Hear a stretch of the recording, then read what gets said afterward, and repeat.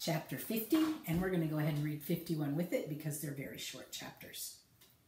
"Princess," Despereaux shouted, "Princess, I have come to save you." The Princess P heard her name, and she looked up. "Despereaux," she whispered, and then she shouted it, "Despereaux!" Reader, nothing is sweeter in this sad world than the sound of someone you love calling your name. Nothing. For Despereaux, the sound was worth everything. His lost tail, his trip to the dungeon, and back out of it, and back into it again. He ran towards the princess, but Rosquero, baring his teeth, blocked the mouse's way. The princess cried, "Oh, no, Rat, please don't hurt him. He is my friend." Meg said, "Don't worry, Princess. I will save the Missy." She took the kitchen knife. She aimed to cut off the rat's head, but she missed her mark. "Whoopsie," said Miggery Sow. "Ow!" screamed Rosquero. He turned to look at where his tail had been. And as he did, Despereaux drew his needle and placed the sharp tip of it right where the rat's heart should be. "Don't move," said Despereaux. "I will kill you." "Ha, ha, ha, ha," Botticelli laughed from the sidelines. "Exactly." He slapped his tail on the floor in approval. "Absolutely delightful. A mouse is going to kill a rat. Oh, all of this is much better than I anticipated. I love it when mice come into the dungeon."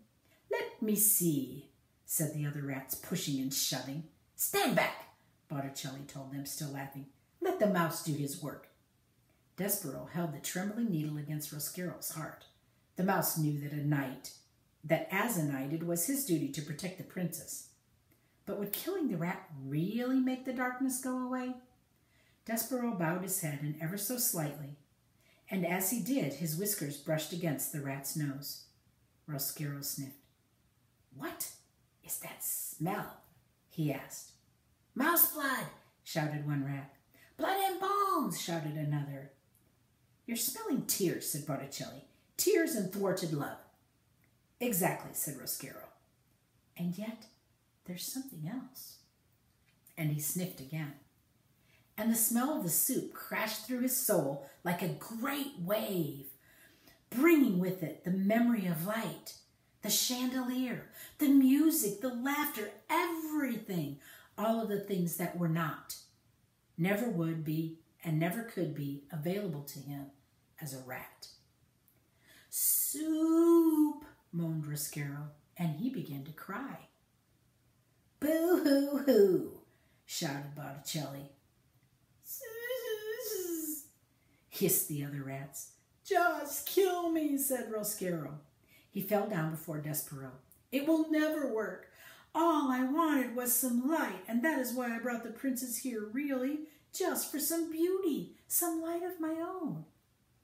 "Please," shouted Botticelli, "do kill him. He's a miserable excuse for a rat." "No, Despereaux," said the princess. "Don't kill him." Despereaux lowered his needle. He turned and he looked at the pea. "Boo-hoo-hoo," shouted Botticelli again. "Just kill him, kill him. All this goodness is making me sick. I've lost my appetite." "Gore," shouted Meg, waving her knife. "I'll kill him." "No, wait," said the princess. "Rosquero," she said to the rat. "What?" he said. Tears were falling out of his eyes and creeping down his whiskers and dripping onto the dungeon floor. And then the princess took a deep breath and put a hand on her heart. I think, reader, that she was feeling the same thing that Despereaux had felt when he was faced with his father begging him for forgiveness. That is, P was aware suddenly of how fragile her heart was and how much darkness was inside it, fighting always with the light. She did not like the rat. She would never like the rat. But she knew what she must do to save her own heart. And so, here are the words that the princess spoke to her enemy. She said, "Rosquero, would you like some soup?" The rat sniffed. "Don't torment me," he said. "I promise you," said the princess, "that if you lead us out of here, I will get cook to make you some soup.